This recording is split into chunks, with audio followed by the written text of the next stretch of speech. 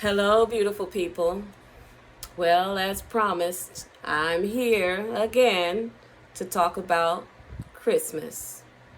I mentioned on my last video that I would touch on it, and I want to because I don't want people to think I'm just hating on Christmas. It's not like that. I have a good reason to not want to take part in celebrating Christmas. First of all, let me quickly say, is December 25th really Jesus' birthday? If the answer is no, that means it's a lie, right? And if it's a lie, why are you attaching a lie to the Most High or to the Messiah or even to what he calls truth? Why would you attach a lie to it and celebrate it? Does that sound okay? All right, so now that we've gotten past that question, my next thing is I want to talk to you about the origins of Christmas. Now, of course, in today's time, everybody immediately resorts to, oh, it's a celebration of the birth of Christ. Really? But didn't we just talk about how that's not really his birthday? So what is it? Okay, so let's get to the origins. The origins of Christmas is Saturnella, and Saturnella was the worship of a pagan god called Saturn. Now, this is a European deity, and throughout certain cultures, his name changed. Some people referred to him as Kronos, or even in some cultures, they kind of called him Odin.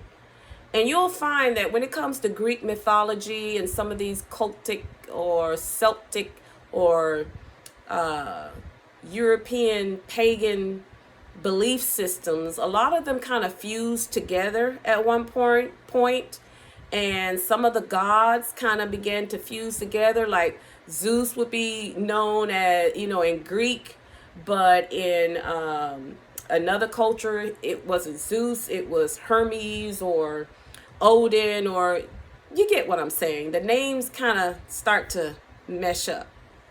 But back to Saturnella. Saturnella was the worship of Saturn, okay?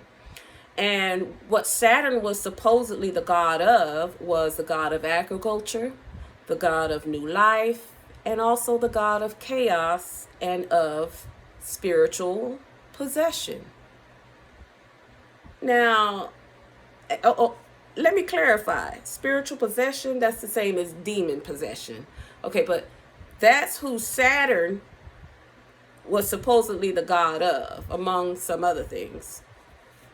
That point right there alone should make anybody who's a Christian say, wait a minute, I don't want anything to do with something associated with the god of demon possession.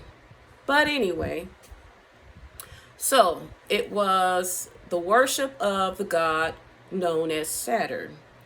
And this festival, Saturnella, was very common to happen among the Romans, okay? So every year, the Romans would get together and they would not work on this day. They would get together and have feasts, orgies, allow their slaves to sometimes play the part of the master for fun, and they made sacrifices, human sacrifices. Okay, let me go over that list again. They got together, they ate, they feasted, had orgies, let their slaves pretend to be the masters, and they performed human sacrifices. Okay, so now let's backtrack a little bit and talk about where the part of the Christmas tree comes in. You see, in ancient times, there were cultures who believed that if they sacrificed their babies and put their dead babies under the trees and decorate the trees, that they would get favor from the tree gods that were supposedly the gods of agriculture and of new life, and that he would bless them in return for their sacrifices with good crop, progress, favor, the typical things people seem to want in life. So you got a culture of people killing their babies, putting the babies under the tree trunk, decorating the trees and leaving other gifts under the trees, fruits and, other little things, as gifts to the tree gods for favor.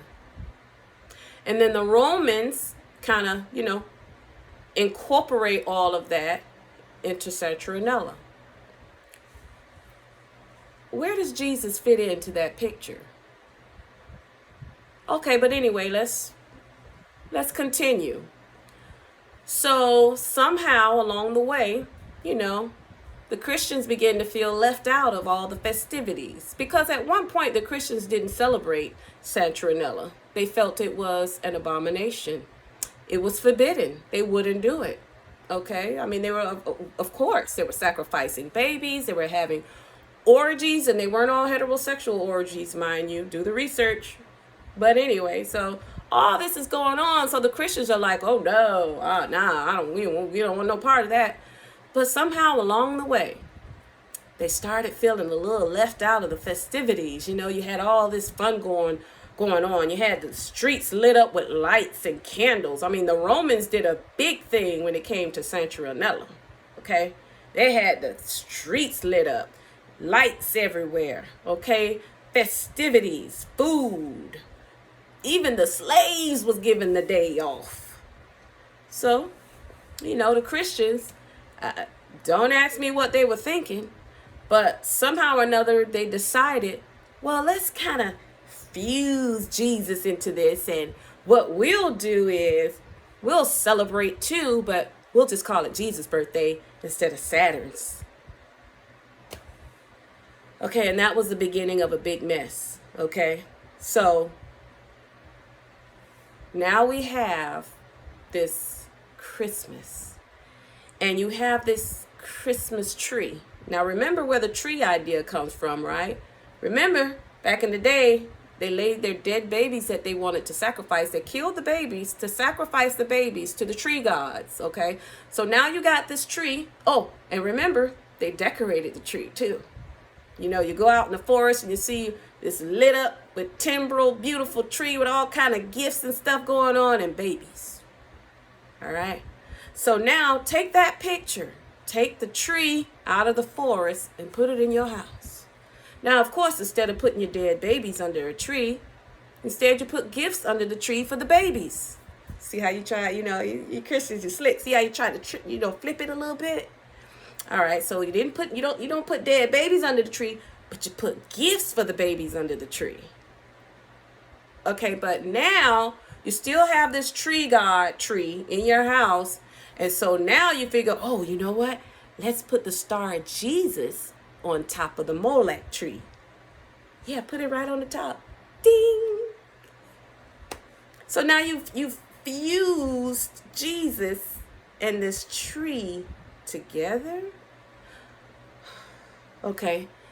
And then now let's talk about the birthday thing. Now, in one breath you say Jesus is God, and that Jesus was here before the beginning of the world, and he created the world, and he was here before time. He's always been here. He's the beginning and the end. So you say Jesus is God and everything, but you give him a birthday. So Jesus was always here. He was here in the beginning before he created time and everything, but he has a birthday too. Okay. And not only did you give him a birthday, but you decided to give him that birthday on the same day that the Romans and the pagans are celebrating their god, Saturn. All right. Now, here's the kicker. Jesus, when he came, he's pouring out his heart to his people, trying to get us to, turn away from those things. Stop sacrificing your children. Stop doing these things. He's pouring out his heart, you know. He came to love us, to deliver us, to heal us, to free us from the craziness. And what did we do? We rejected it. We rejected him. And we said, crucify him. And he laid down his life for us. And how do we pay him for it? We continue. We celebrate Christmas, gave him a birthday. Hey, we gonna still do it, but now we just gonna say we doing it for you. And now the worst part about it, no, I think that's the worst part about it, but another pretty bad part about it is these things are still going on. You see, they just show us the glamorous side. You know, we see the shopping. You know, we see the houses all lit up with all these nice lights. You know, we see the glamour. We see the big tree in Times Square. And, you know, we see all the glamour of it. But in the dark crevices of this world, there are still cultures sacrificing their babies to these tree gods. And you're buying into it. You just don't realize it. So when the Most High said, don't entangle him with all of these things, he meant it. And when he said that you can't drink from the cup of demons and also the cup of the Most High, he meant it. And that's why he says that those who straddle the fence, you know, the mediocre, the lukewarm, are going to be spewed out of his mouth. He meant it. And that's why when so many people in the day of judgment, they're going to stand before him and he's going to say, get from before me. I know you not, you worker of iniquity, because you've spent your whole lives worshiping false gods. And you tried to put his name on it. You tried to put his stamp on it. And all that did was help to encourage more people to do the same thing. You pass this down to the next generation. And you don't think he's going to hold you accountable for that? Now, if it's done in ignorance, that's one thing. But some of you know better. And you're being taught better. And you're still rejecting the truth because you love the festivities so much. You love the glamour so much. Well, anyway, that's my talk for today. I just wanted to touch base. I wanted you to know why I don't celebrate Christmas. It's not about Jesus. Jesus wasn't born on the 25th. It's a lie. So don't attach him to the lie. It's about a pagan god, and it's about people wanting to join in to paganism. And in order to, you know, just kind of like brush over the guilt of it, they think they can just put Jesus' stamp on it and make it okay. You can't sin and be in disobedience and try to put God's stamp on it. Stop it. Just make hard decisions, especially in these last days, and choose right over wrong. That's all. We have to choose. We have to make the way straight. Anyway, I love you. But before I go, I got to sing a little song, because I just want you guys to know I'm not always as serious. And I'm not always, you know, thinking about the worst. Sometimes I actually have my eyes set on good things. So I'm going to sing this song called Everything's Gonna Be Alright. I got a feeling that everything's gonna be alright. Oh, I got a feeling that everything's gonna be alright. Oh, I got a feeling that everything's gonna be alright. Be alright, be alright, be alright. Peace out. I love you.